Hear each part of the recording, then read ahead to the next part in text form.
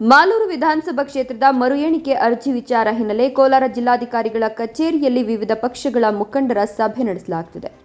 ಮರು ಎಣಿಕೆ ದಾಖಲಾತಿಗಳನ್ನು ಕೇಳಿರತಕ್ಕಂಥ ಹೈಕೋರ್ಟ್ ಈ ಹಿನ್ನೆಲೆ ದಾಖಲಾತಿಗಾಗಿ ಇವಿಎಂ ಸ್ಟ್ರಾಂಗ್ ರೂಮ್ ತೆರೆಯಲಿರುವ ಜಿಲ್ಲಾಧಿಕಾರಿ ಅದಕ್ಕೂ ಮುನ್ನ ವಿವಿಧ ಪಕ್ಷಗಳ ಮುಖಂಡರ ಸಭೆಯನ್ನು ನಡೆಸಿದ್ದಾರೆ. ಕೋರ್ಟ್ ನಿರ್ದೇಶನದ ಮೇರೆಗೆ ದಾಖಲಾತಿಗಳನ್ನು ಮಾತ್ರ ನೀಡಲಾಗುವುದು, ಉಳಿದಂತೆ ಯಾವುದೇ ಪ್ರಕ್ರಿಯೆ ನಡೆಯುವುದಿಲ್ಲ.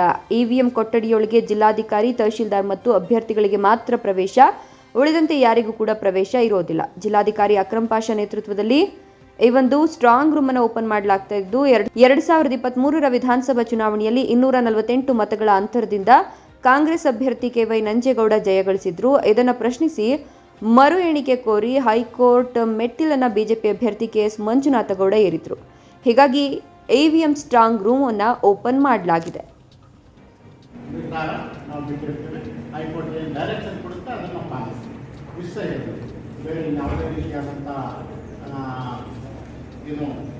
ಅವಕಾಶ ಇಲ್ಲ ಮತ್ತು ಇನ್ಯಾವುದೇ ರೀತಿಯಾದಂಥ ಘಟನೆ ನಡೀತಾ ಇಲ್ಲ.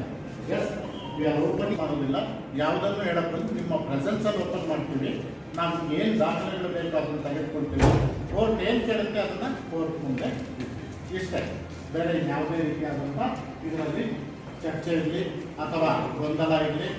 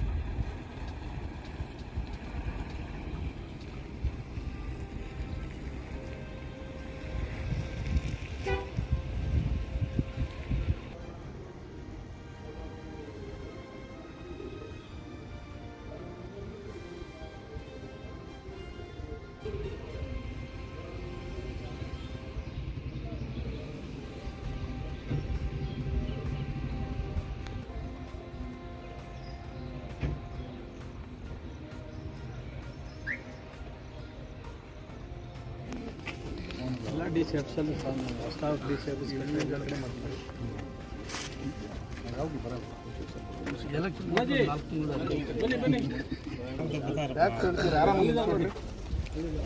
ಅವ್ರು ಕಳೀತಾರೆ, ಯಾರು ಕಳೆದ್ರೆ ಅವ್ರು ಹೋಗ್ರಿ.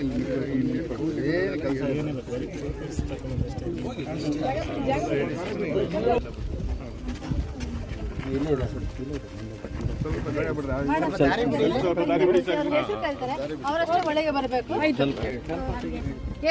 ತಾವು ಹೇಳಿದ್ರೆ ಅವ್ರು ಮಾತ್ರ ನಾನು ಹೆಸರು ಕರೆದ ಕೈ ಐಡೆಂಟಿಫೈ ಮಾಡಿ